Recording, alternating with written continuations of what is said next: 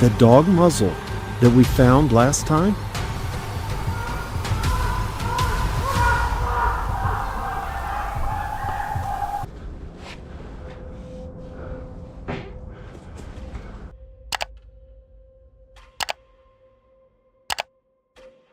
From a human-shaped object deliberately left at a remote campsite to unexplained footsteps and altered belongings in isolated woods, these moments blur the line between coincidence and intent. When nothing attacks, nothing appears, yet something clearly changed. Would you trust your instincts or stay to find out why? Jody and Joe are a UK-based van life travel channel documenting extended journeys across Britain and Europe in their self-built camper van. On March 20th, 2023, while parked at a remote campsite in the Netherlands during the day, Joe's apparently seen something that I have to see, so he's taking me and wants to film my reaction.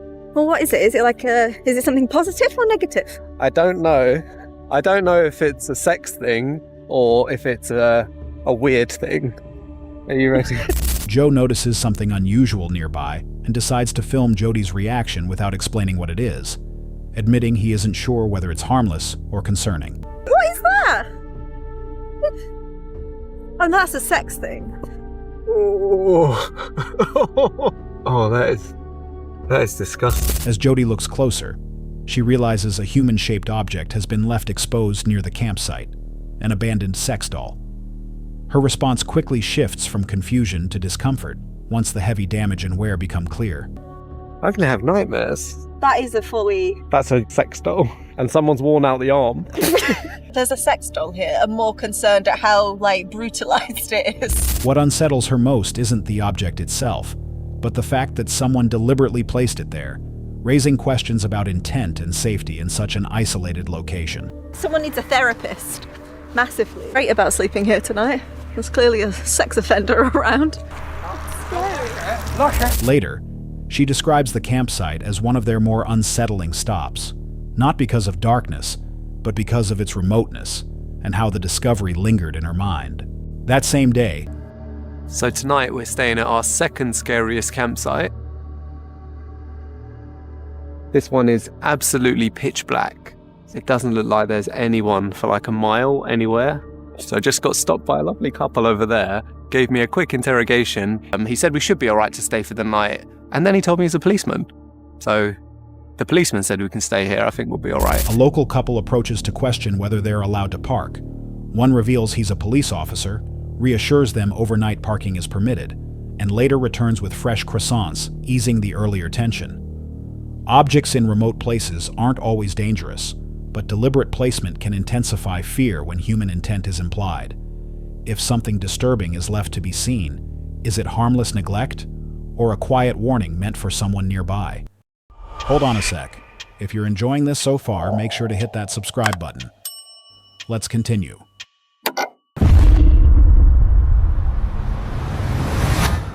The Men's Life is a van life and travel channel that documents life on the road, remote exploration, and abandoned places. On December 29, 2022, Lomar returns during the day to a secluded area in the Halifax region he had previously explored at night with friends. The location includes an abandoned cabin deep in the woods.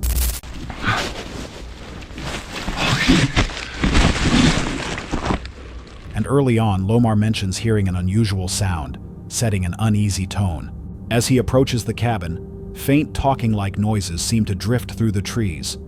Yo, what's going on, my beautiful family? Welcome back to my daily life vlog. Today, I decided to return back to a aeronautical location where I came here with Blake, and we found a cabin literally down there. I think it's a hunting cabin. Don't know whose it is or what it's truly used for now, but we got back last night. I decided to come back out. Mysterious. Did you hear that? I swear to God, I just heard something already. So the cabin is literally right there.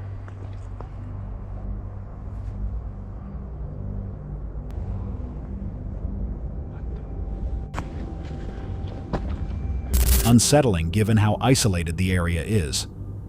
The cabin appears deserted, yet trash scattered across the porch suggests recent human activity, making Lomar feel watched. Link it down below. But we straight up stumbled across this at nighttime. Makes me a little bit nervous because I really don't know whose it is or who has rights to it.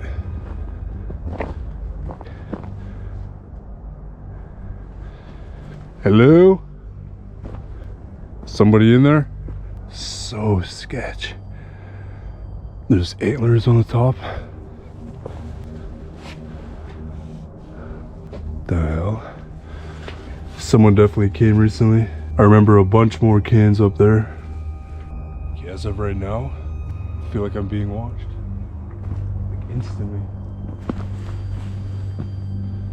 He recalls that during a previous visit, people may have been hiding nearby to scare him, raising questions about why anyone would be lingering in such a remote place.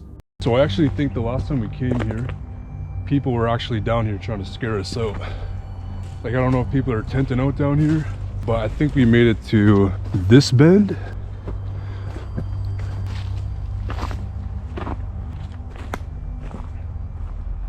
Okay. All right, I need a quick break. What is that banging sound? Sounds like someone's ripping something apart. I seriously don't know what is out here, but I definitely feel like I'm being watched. So you guys could vicariously live through us. Loud banging sounds begin echoing through the forest, prompting Lomar to launch a drone to scout the area. He briefly suspects a distant factory as the source, but the sounds don't fully align. Holy smokes, look at that. So that's where I came from, I guess. What the? That's what I'm hearing. I'm hearing some sort of factory. But if I turn more around, it just keeps going on.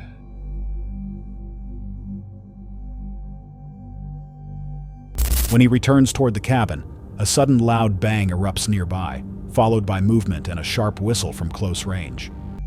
I do know for a fact that we were sent here for a reason. What the what's that? I was in the middle of a... Like, I get the sense that people come here and do really weird things. The hell was that? Straight up heard movement behind me. I think someone's down there. Like right over there. I don't know, that was really weird. That sounded like it came from the path. Sorry if I seem a little bit stuffed up. Still got the aftermath COVID, so apologize if I'm a little bit still sniffly. Convinced someone is nearby, Lomar runs, climbs to higher ground, and hides while listening to footsteps and continued noise below. I think I gotta get out of here. I think there's one individual here somewhere. I get the sense that there's like at least one.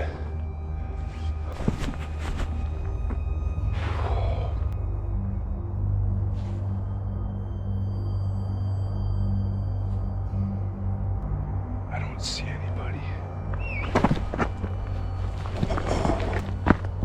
Oh shit! Oh.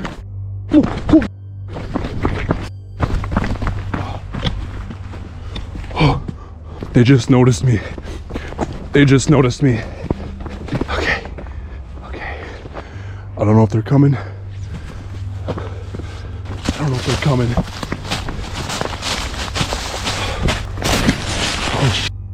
Oh. Eventually, he makes a final escape and leaves the area safely.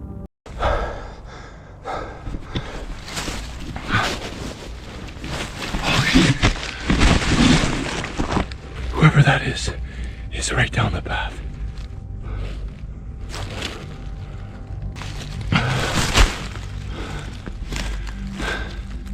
Okay.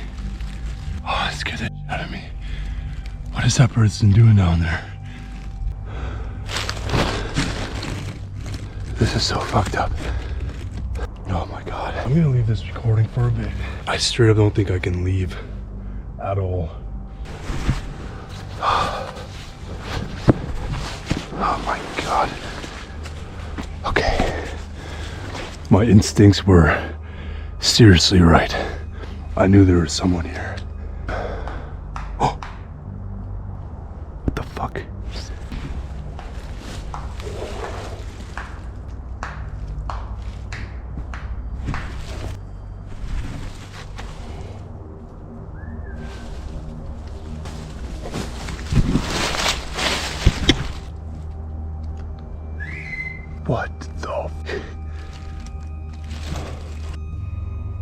Okay.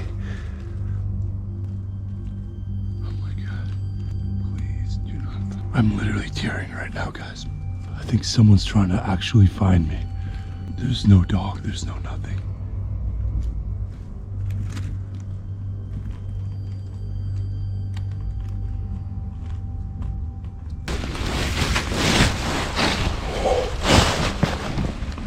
I'm gonna try and make a run for it. Okay. I think he went back farther down that way, because I did not hear anybody come down. Holy shit. I'm just gonna end this here. Love you guys so much.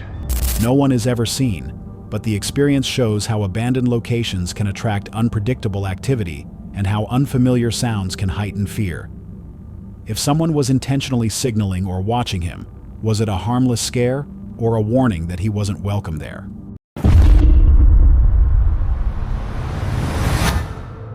Uncanny Expeditions is a channel known for quiet, atmospheric urban exploration that focuses on abandoned locations and overlooked history rather than dramatic narration or paranormal claims.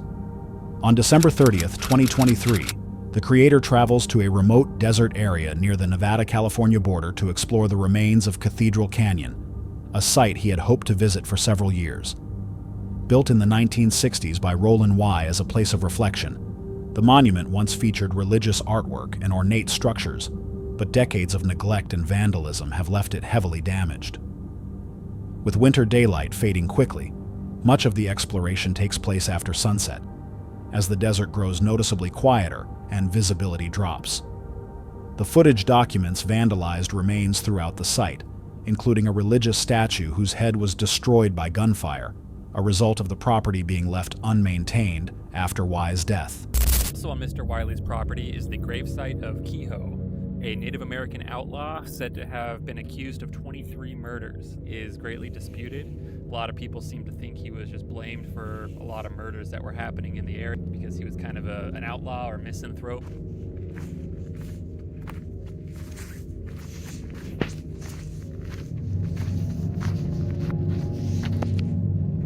All right, let's do it. Enter the canyon. I'm walking up the road right now.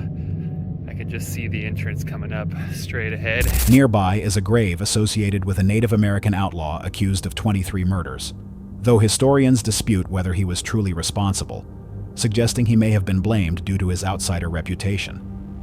The association adds a darker historical layer to an already unsettling setting.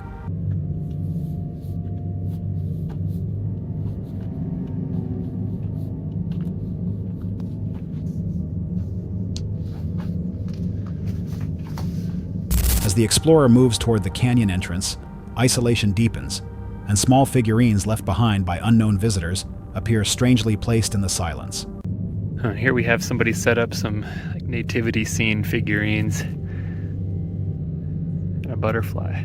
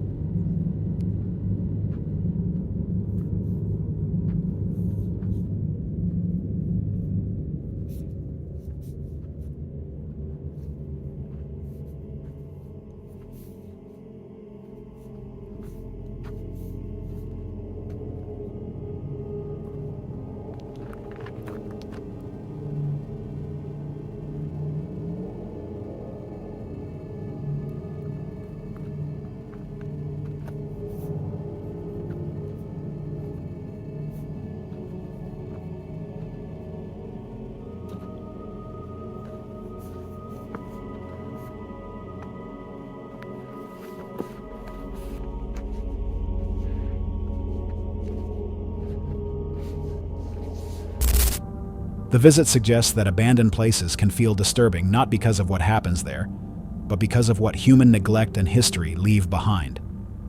When you're alone, out of range, and something feels wrong without explanation, would you stay or trust your instincts and walk away?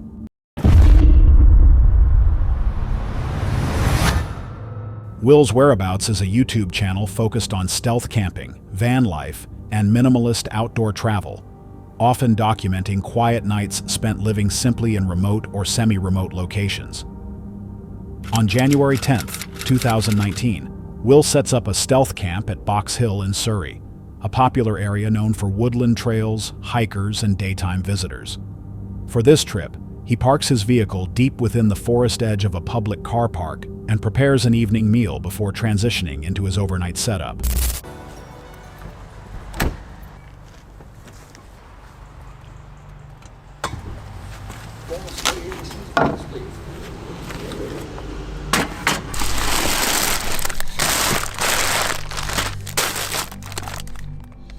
Do you want a hot chocolate? Okay.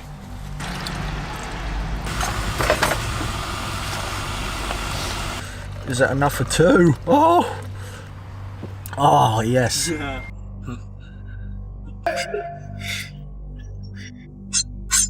I'll cut these onions up, boy. I don't really like this smoky barbecue one. The chicken. You never fill them up enough either. Fill it up. Nah, that'll do. Bit of queso, fromage on top.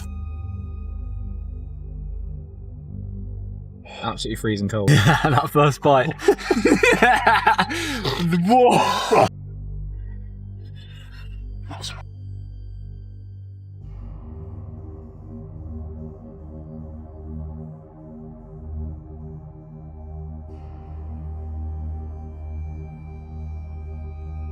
I think this will do for tonight's stealth camping.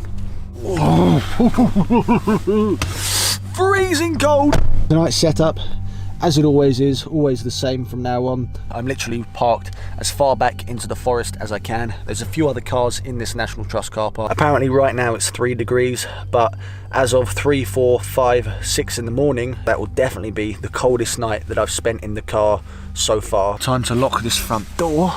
The only door that isn't locked is the boot, because I can't lock it. What I will do before I go to sleep is crack the windows open just to get a bit of airflow. Oh, lovely stuff.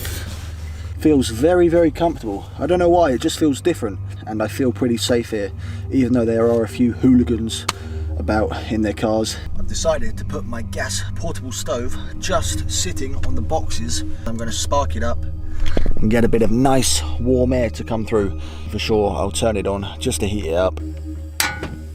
Don't worry, windows are slightly open, carbon monoxide alarm is working, so hopefully I should wake up in the morning. Although other cars are parked nearby, the setting remains largely still as night settles in. Will secures the vehicle and rests, with the surrounding woods falling quiet.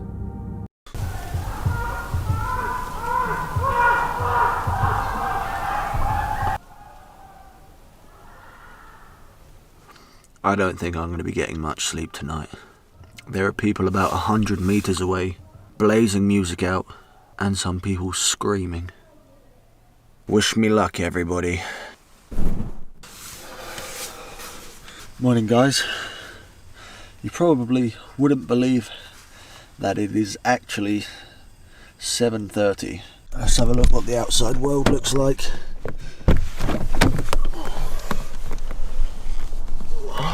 Nobody in the car park. The sun is just starting to come up. This was the spot last night.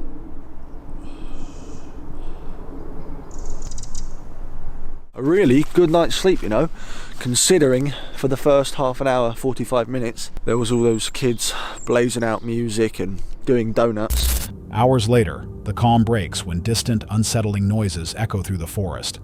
Loud, human-like screams and overlapping voices that seem to move through the trees. No figures are visible, and the source remains unclear, amplified by darkness and the way sound travels in wooded terrain.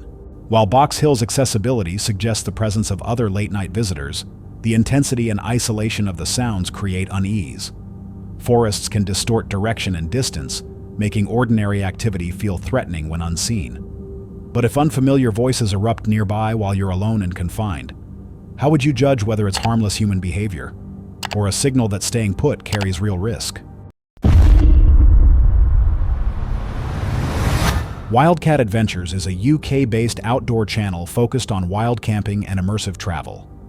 On January 12, 2026, the creator arrives at Hot Water Beach on New Zealand's Coromandel Peninsula, a site known for geothermal heat just beneath the sand. When the host arrives, the beach is already crowded, and as she digs into the sand, she immediately feels intense heat, with warm water rising from below. That's so cool. We're gonna go for a swim. Oh, and I found a nice volcanic stone as well. Apparently this big volcano. Let's go for a swim in a warm lake. It's warm. It's a bit cooler there. Does wild swimming get any better than this? That was the best wild swim I've ever had. The water was just like being in a bath. You got the blue skies and gently lapping waves and the tropical vibes. Oh, my tent's a bit damp. Sure it'll dry out in this wind. She spots volcanic stones nearby and steam drifting around her as she prepares to swim along the naturally heated shoreline. Once in the water, steam surrounds her while cool ocean air and rolling waves contrast with the hot geothermal pool, creating a surreal scene shaped by the area's rare geology. After the swim, she heads to a nearby campsite to set up for the night, expecting a quiet wild camping spot. Instead, other campers arrive and pitch their tent directly behind hers, disrupting any sense of privacy and forcing her to move her camp to avoid conflict. So we're moving because these guys have just turned up. Apparently they booked that campsite a couple of months ago. I have actually booked this particular spot. So I guess I've only got myself to blame. They just put themselves right behind me. Literally, you'd be able to hear them snoring and farting, and had 2 babies as well. So I've relocated. Time's about 10 o'clock. Pretty knackered, very chilled. I'm gonna go to sleep. Go for a little early morning swim. Why not? Attempted to fix my leaking air mat last night. Semi-effective. Had to blow it up a couple of times in the night. So the bit that's leaking is just underneath the valve. I've kind of tried to patch it up as best as I can. Clearly quite badly. It's not sticking very well. I'm hoping, being that it's a valve issue, that Exped will sort me out, because it's not a puncture that I've done. Weird thing with camping here is the ground underneath the tent is warm. You know when you sit down on somewhere where somebody else has just been sitting and it's like, oh, you've warmed it up for me. Kind of weird to think I'm that close to volcanic activity and the whole place could just go kaboom.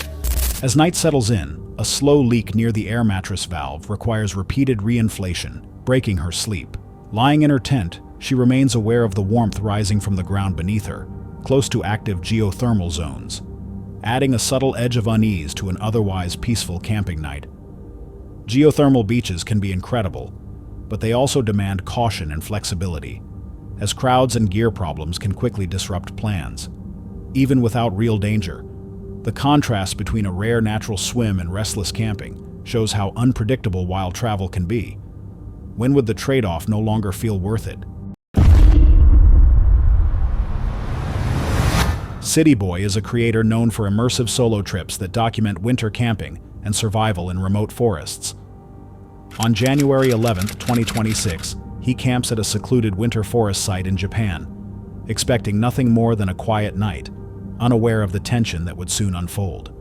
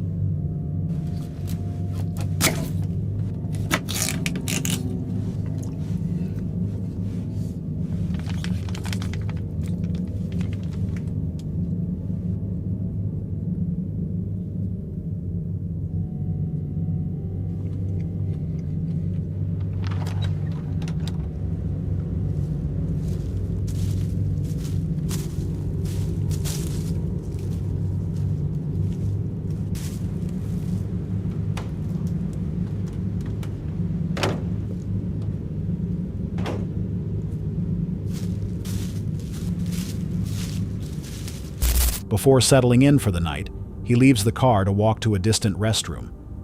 The forest is nearly silent, broken only by faint ambient sounds from a nearby river and occasional wildlife, while darkness presses in and each step crunches across leaves and twigs. As he moves deeper into the trees, the isolation builds. Then he begins to hear footsteps behind him.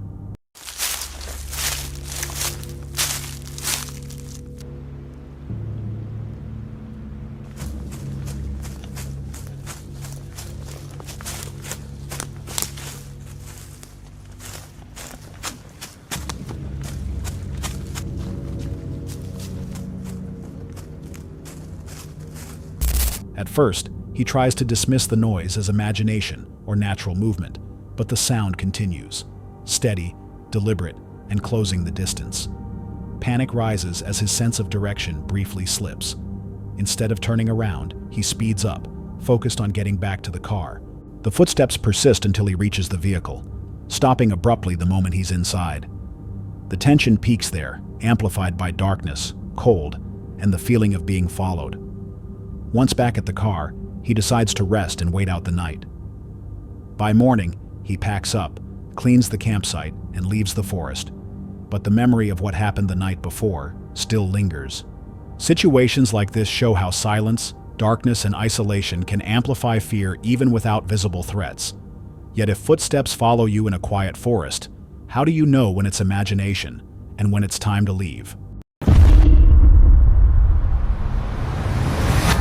This video comes from Exploring with Bear, a US-based adventure and paranormal channel that explores remote and tragic locations in real time. On January 13, 2026, Bear hikes alone along a snowy woodland trail, returning to a campsite where a man named Justin had frozen to death, unaware that the site would no longer look the same. Another cool find on that Randonautica adventure was this owl, wooden owl, and it had letters on the back. Man, it's freezing right now. Look, what is it? Is that a blanket or a coat? Oh, look, the dog muzzle that we found last time, it was in the weeds over here. It is now up high in the trees over here. That is interesting. That's pretty high in the trees. So somebody moved the dog muzzle. The winter landscape is silent and overcast, amplifying the isolation as Bear retraces a past Randonautica visit, recalling scattered personal items once found along the trail. As he moves closer, subtle but troubling changes appear. A dog muzzle that had been on the ground is now hanging high in a tree, suggesting someone has been there since his last visit. I see it. I see the tent.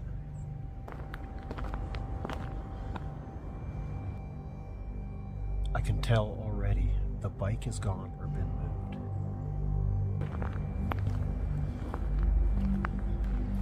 Hello?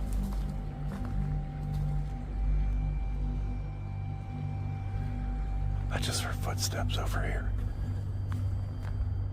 That was 100% footsteps on the trail. I see somebody walking. Okay, well now, haven't heard nobody for a few minutes. Let's make our way back to where Justin was found. Everybody all right? The bike is gone. The medicine's gone. The tent is zipped back up.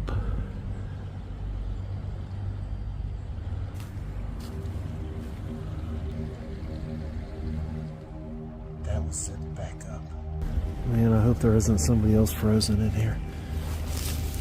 Okay, things have changed. Somebody's still using it.